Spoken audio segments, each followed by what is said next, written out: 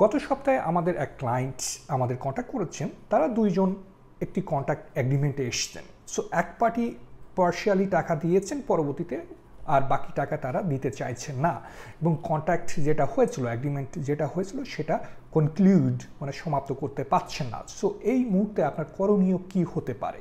Polish civil কোডের 394 ধারা অনুযায়ী জাদাতেক বলে একটি জিনিস আছে। জাদাতেকটা হলো কি, যে আপনি কোনো কন্ট্যাক্ট করেছেন, এই কন্ট্যাক্টের সিকিউরিটি হিসাবে আপনি কিছু পেমেন্ট অগ্রিম নিতে পারেন। কন্ডিশন হলো আপনি এই কন্ট্যাক্ট যদি সমাপ্ত করেন, এক্সিকিউট করেন, তখনই কেবলমাত্র এই টাকাটা আপনি ফেরত পেতে পারেন। কাইন্ড অফ গ্যারান্টি বলতে পারেন যে কন্ট্যাক্টটা সম্পন্ন হবে। সো আপনি যদি কন্ট্যাক্ট সম্পন্ন করেন তাহলে টাকাটা ফেরত পাবেন, যিনি দিচ্ছেন যে পার্টি তারা ফেরত পাবেন।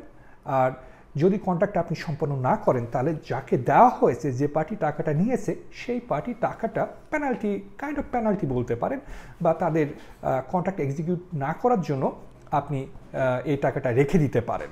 হ্যাঁ, তবে দেখুন এখানে কন্ডিশন কিন্তু আছে, যদি কোনো কারণে যিনি রিসিভ করেছেন এই অগ্রিম টাকাটি বা গ্যারান্টি মানিটি, তার ফল্ট, তার প্রবলেমের কারণে যদি কন্ট্যাক্ট সম্পন্ন না হয়, তাহলে যে টাকা আপনি অগ্রিম জমা দিয়েছেন সেটা ডাবল আপনাকে পেমেন্ট করতে হবে।